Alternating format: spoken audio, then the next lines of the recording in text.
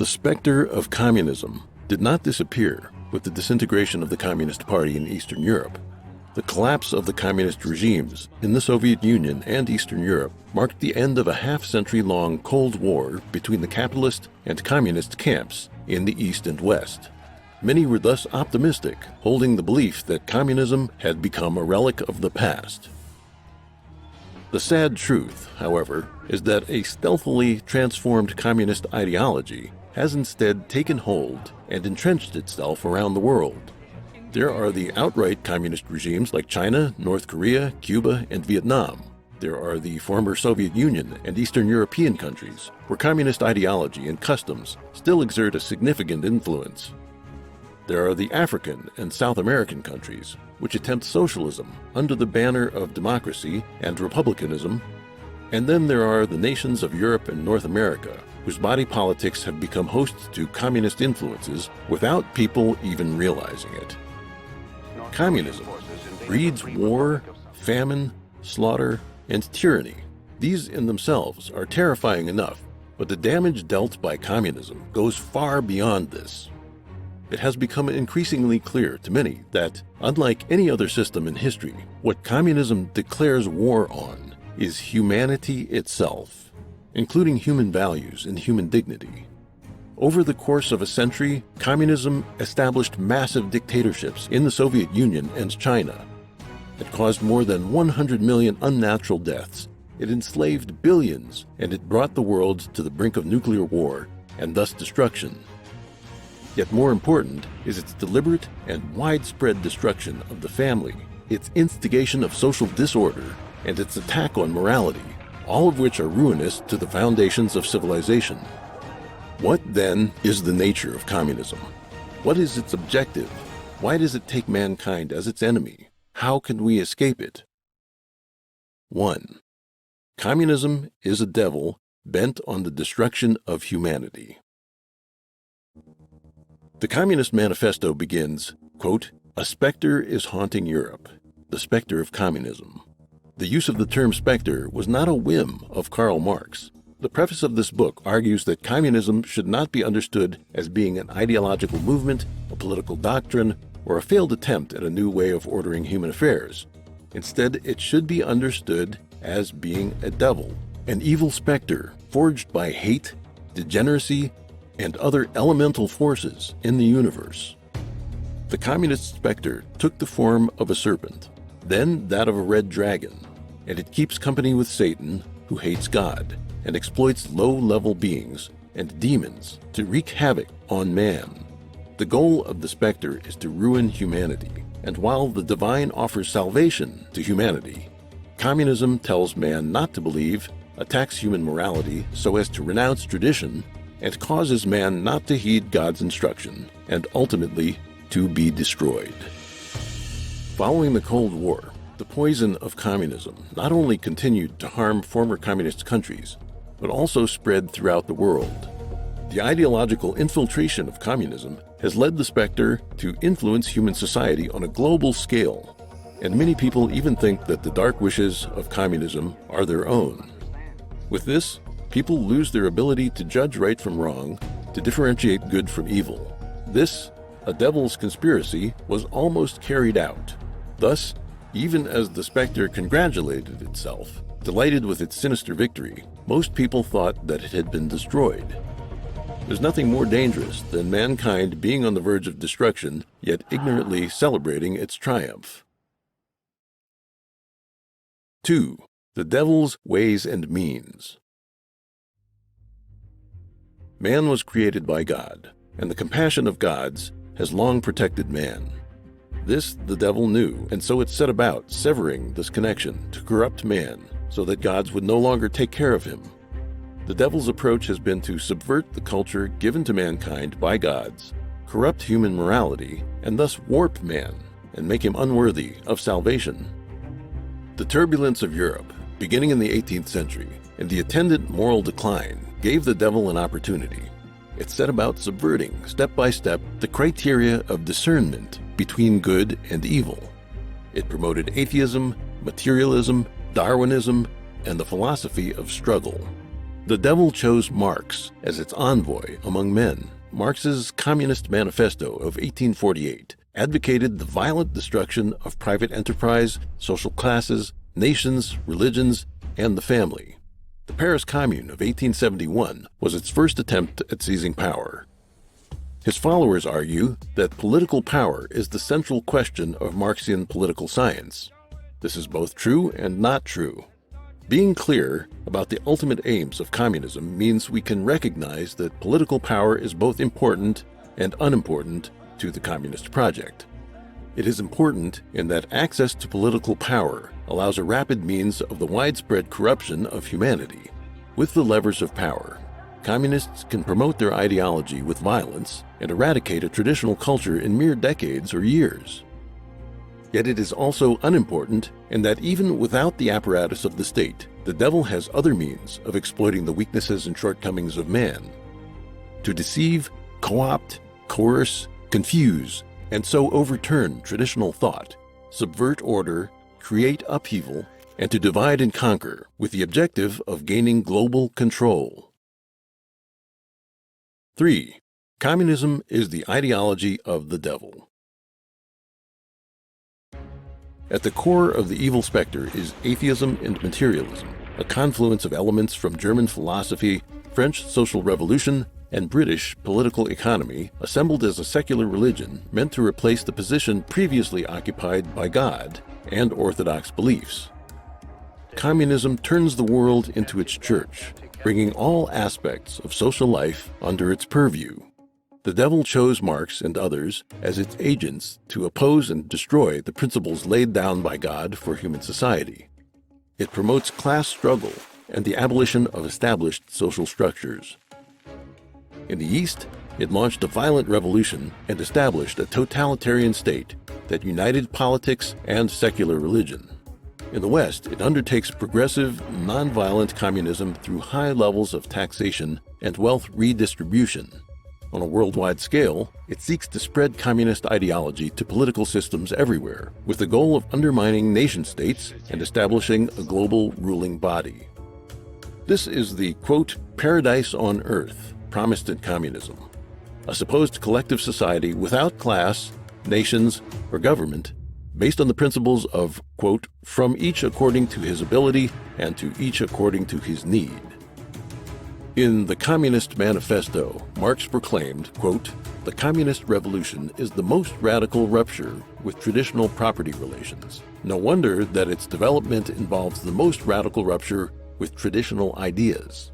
Thus, Marx himself accurately summarized the practice of communism over nearly the past 2 centuries. God is the source of moral order, and God's morality is eternal and unchanging. Moral standards should never be determined by man, nor can they be changed by man's power. Communism tries to sentence morality to death, and to have the communist new man establish a new morality. Yet, while it denies real morality, communism uses negative methods to expel from human tradition all its positive factors, with the goal of having negative factors occupy the world. Traditional laws come from morality and are intended to uphold morality. Communism tries to separate morality from the law, then destroys morality by concocting bad laws and maliciously interpreting traditional ones. God calls on man to be kind. Communism agitates class struggle and advocates violence and killing.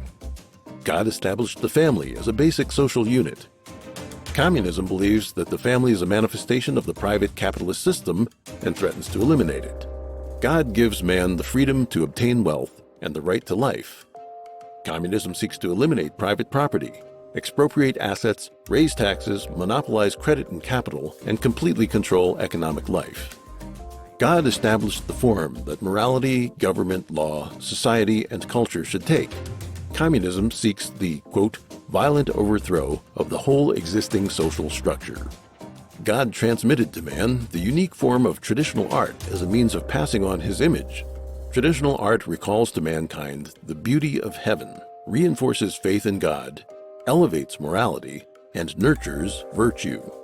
Communism, on the other hand, would have man worship warped modern creations, artistic productions that stifle our divine nature, give full rein to the demonic impulse toward chaos and disorder, and manipulate the art world by spreading base, ugly, malformed, evil, and decadent ideas. God wants man to be humble and full of reverence and wonder at divine creation. Communism connives at the demonic and arrogance in man, encouraging him to revolt against God. By amplifying the evil inherent and inescapable in human nature, it exploits the idea of freedom to encourage conduct unrestrained by morality and unfettered by a sense of duty or burden.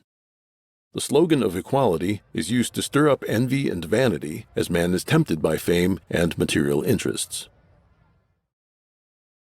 4. A metaphysical understanding of the devil. The idea of the devil being referred to in this text is that of a supernatural power. Understanding the type of thing that is the specter of communism is one of the keys to understanding the chaos the devil has sown in the world.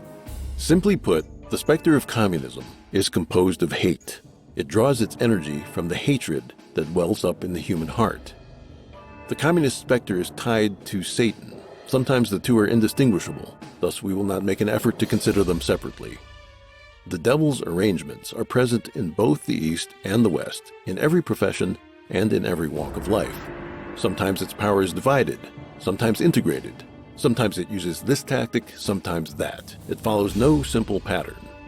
The devil is the initiator of an unrestricted war on mankind that has turned religion, the family, politics, the economy, finance, military affairs, education, the academy, the arts, the media, entertainment, popular culture, social affairs, and international relations, all into battlefields.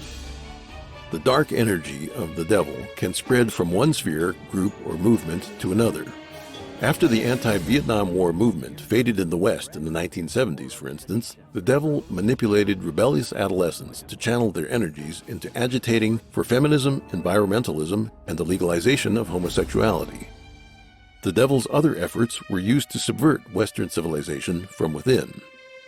The devil can turn people with no good intent into its agents in the human world, using hypocrisy to deceive compassionate and innocent people who then become its apologists. The devil's agents, most of whom do not even realize their role, are everywhere in society, from the elite to the middle class to the lower classes. Thus, its activities manifest sometimes as bottom-up revolutions, sometimes as top-down conspiracies, sometimes as reforms from the center. The devil can change forms and exist in multiple places at once. It uses lowly beings and specters in other dimensions to do its work. Pornography and drug addiction are tools used by the devil, and as long as a person's thought aligns with these qualities, the devil can control that person. Many times people think they are acting according to their own thoughts, but they've failed to realize they're being manipulated. 5. The devil's many faces. Just as the devil goes by many names, communism manifests in many ways. The demon uses contradictory positions to deceive.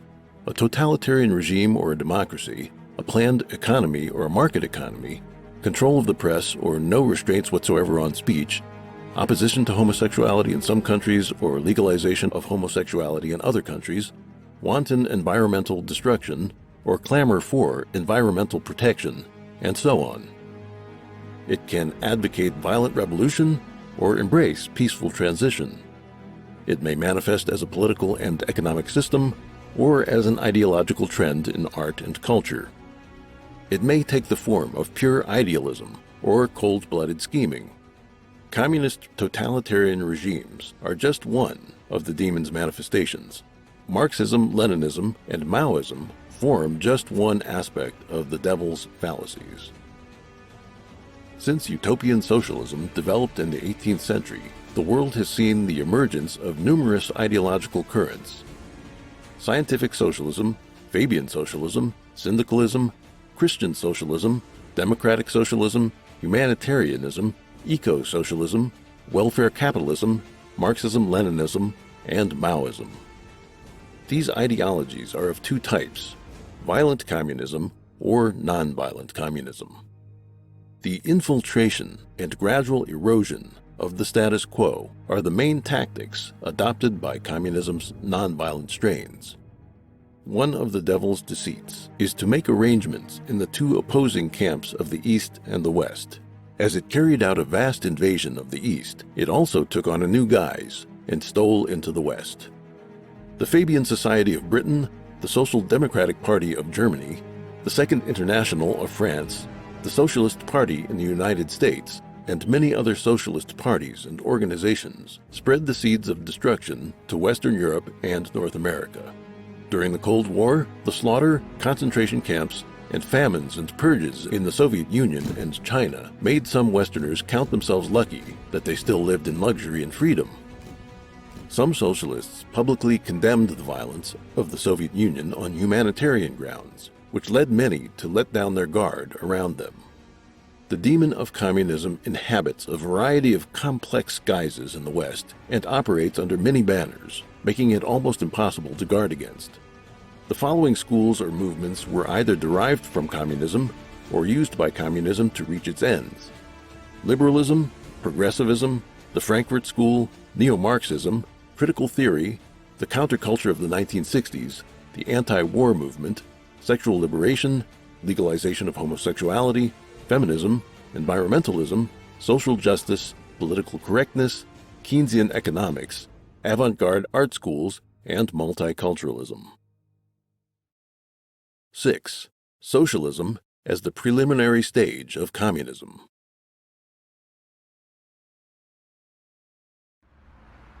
In the West, many look at socialism and communism separately, which provides fertile ground for socialism to flourish. In fact, according to Marxist-Leninist theory, socialism is simply communism's preliminary stage. In 1875, in Critique of the Gotha Program, Marx put forward the idea that there is an initial phase of communism, followed by an advanced phase. Compelled by changes in the international situation at the time, Friedrich Engels, in his later years, also proposed democratic socialism, in which votes were used to obtain political power. Democratic socialism was adopted by Social Democratic Party leaders and theorists of the Second International and led to the left-wing parties in many capitalist countries around the world today. Lenin set down clear definitions of socialism and communism. He considered socialism to be the preliminary phase of communism, and communism to be developed on the basis of socialism. Thus, it is clear that socialism has always been a part of Marxism and the international communist movement. The public ownership and planned economy of socialism is part of the initial preparation for communism. Presently, while branches of socialism or left-wing doctrines popular in the West seem superficially unrelated to communism, they're simply communism's non-violent forms. Instead of violent revolution, votes are used to gain power in the West. Instead of outright public ownership, high taxation in Western countries serves the same role. Instead of a state-planned economy, Western social welfare systems are used to eat away at capitalism. Left-wing parties in Western countries consider social security and welfare systems to be an important aspect of realizing socialism. When condemning the crimes of communism, the violence and slaughter should not be the only focus. Communism in its nonviolent forms has deceived and bewildered people's minds under the guise of various branches of socialism. Some socialist or welfare states in the West today use the idea of the Commonwealth to sacrifice individual freedoms. Citizens in these countries retain certain political freedoms because the brand of socialism there has yet to be well developed. Socialist countries set equality of outcome as the primary goal, and thus they are bound to deprive people of their freedom. If a free country turned into a totalitarian regime overnight, the drastic contrast between propaganda and reality would leave most people shocked. Many would rebel, or at least passively resist. This would lead to high costs for totalitarian rule, and the regime would likely need to commit mass slaughter to eliminate the resistance. This is one of the main reasons that both the Soviet Union and the People's Republic of China have engaged in the mass killing of their own citizens during peacetime. Unlike totalitarian regimes, socialism in democratic states slowly eats away at people's freedoms through legislation. Like the metaphor of the boiling frog, the process of establishing a socialist system takes decades or generations, leaving people gradually numb, oblivious, and accustomed to socialism, all of which enhance the deceit. The essence and objective of this type of gradual socialism are no different in substance from the violent form. Socialism uses the idea of guaranteeing equal rights through legislation, while in actuality, it drags down moral values and deprives people of the freedom to incline toward goodness. It's impossible to enforce equality by suddenly elevating those at lower levels, so instead, socialism artificially restrains those at higher levels. Especially in terms of moral values, the socialism of the West uses pretexts like anti-discrimination, value neutrality, or political correctness to attack basic moral discernment. This is equivalent to an attempt to eliminate morality as such. This has come along with the legalization and normalization of all manner of anti-theist and profane speech, sexual perversions, demonic art, pornography, gambling, and drug use. The result is a kind of reverse discrimination against those who believe in God and aspire to moral elevation, with the goal of marginalizing and eventually getting rid of them. 7. The romanticization of communism. To this day, there are numerous Westerners who harbor romantic fantasies about communism. Yet they've never lived in a communist country and experienced the suffering there, so they have no understanding of what communism actually means in practice. During the Cold War, many intellectuals, artists, journalists, politicians, and young students from the free world went to Russia, China, or Cuba as tourists and travelers. What they saw, or rather were allowed to see, was completely different from the lived reality of the people in those countries. Communist countries have perfected their deception of foreigners. Everything the foreign visitors saw was carefully crafted for their tastes, including the model villages, factories, schools, hospitals, daycare centers, and prisons. The receptionists they encountered were members of the Communist Party or others considered politically reliable. The tours were rehearsed. The visitors were greeted with flowers, wine, dancing and singing, banquets, and smiling young children and officials. Then they were taken to see people hard at work, able to talk freely and as equals, students studying hard, and lovely weddings. What they didn't get to see were the show trials, mass sentencings, mob lynchings, struggle sessions, kidnappings, brainwashing, solitary confinement, forced labor camps, massacres, theft of land and property, famines, shortages of public services, lack of privacy, eavesdropping, surveillance, monitoring by neighbors and informants everywhere, brutal political struggles in the leadership, and extravagant luxuries of the elite. They especially weren't able to see the suffering of ordinary people. The visitors mistook what had been staged for them as the norm in a communist country. They then promoted communism in the West through books, articles, and speeches, and many of them didn't know they had been taken in. A small number did see cracks in the edifice, but many of them then fell into another trap. They saw themselves as, quote, fellow travelers, and adopted the Chinese attitude of, quote, not airing dirty laundry in front of outsiders. Lacking the courage to tell the truth, they chose a shameful silence. Everyone is, quote, free and equal, where there is no oppression or expropriation, where there's great material abundance, where everyone gives according to their ability and receives according to their need, a heaven on earth, with every individual able to develop himself or herself freely. A human society of this sort exists only as fantasy, and that fantasy has been used as bait by the devil to deceive man. In reality, power falls in the hands of a small elite. Real communism is a totalitarian apparatus controlled by a small group who use their monopoly on power to suppress, enslave, and deprive the majority. 8. The devil's destruction of culture and morality. Communism teaches people to oppose belief in God and to cast out the divine.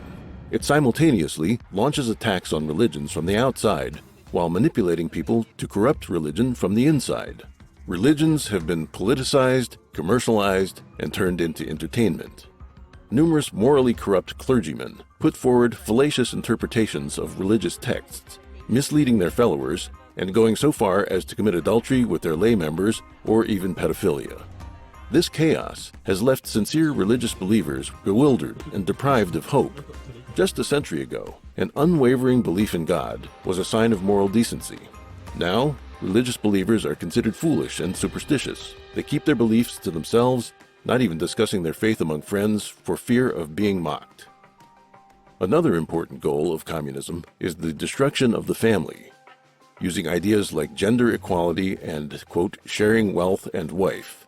The 20th century, in particular, was host to modern feminist movements that promoted sexual liberation, the blurring of gender differences, attacks against the so-called patriarchy, and weakening the role of the father in the family.